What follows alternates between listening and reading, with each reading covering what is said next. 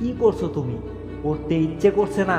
ফোনের নোটিফিকেশন বারবার তোমার মনোযোগ কেড়ে নিচ্ছে। মোটিভেশনাল ভিডিও দেখে 5 মিনিটের জোশ আসে, তারপর আবার সব আগের মতো হয়ে যাচ্ছে।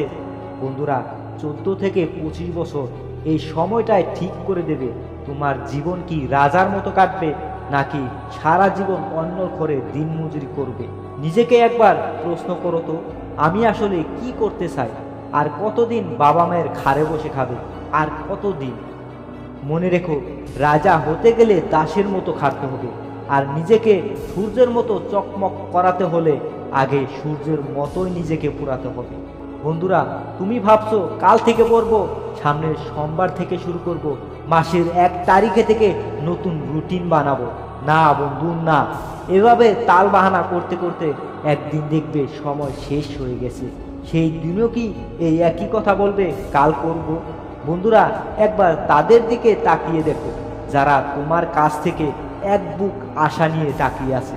বন্ধুরা, আমি তোমার বাবা মায়ের কথা বলছি, যারা তোমার খুশির জন্য নিজের জীবন বাজি রাখতে রাজি, আর তুমি তাদের জন্য মাত্র দিনে ঠিকমতো 5 মিনিটও পড়তে পারো না।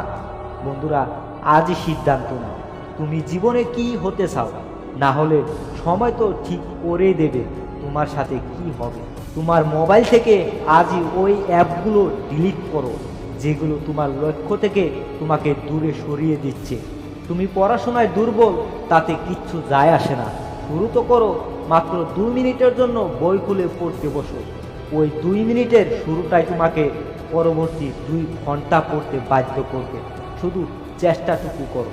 হরিবংশ রায় বচ্চনের সেই বিখ্যাত কবিতা আমাদেরকে শেখায় যে একটি ছোট্ট পিঁপড়ে যখন মুখে দানা নিয়ে দেওয়ালে ওঠে, সে শত শতবার পিছলে পড়ে গেলেও সে হার মানে না।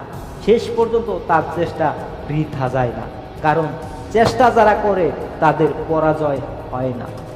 ব্যর্থতা মানে হেরে যাওয়া নয়, ব্যর্থতা মানে একটি চ্যালেঞ্জ। ব্যর্থ হওয়ার পর সেটাতে কোথায় ঘাটতি ছিল সেটা দেখো এবং সেটাকে শুধরে নাও। যতক্ষণ না সফল হচ্ছ, নিজের আরামের ঘুমকে ত্যাগ করো, তোমার অলসতাকে ছুঁড়ে ফেলে দাও। লড়াইয়ের ময়দান ছেড়ে পালাবে না।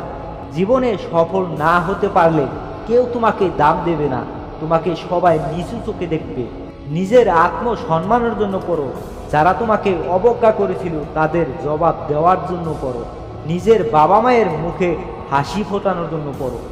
আমরা জীবনকে শুধু কাটিয়ে দিতে আসিনি, আমরা জীবনকে রাজার মতো বাঁচতে এসেছি।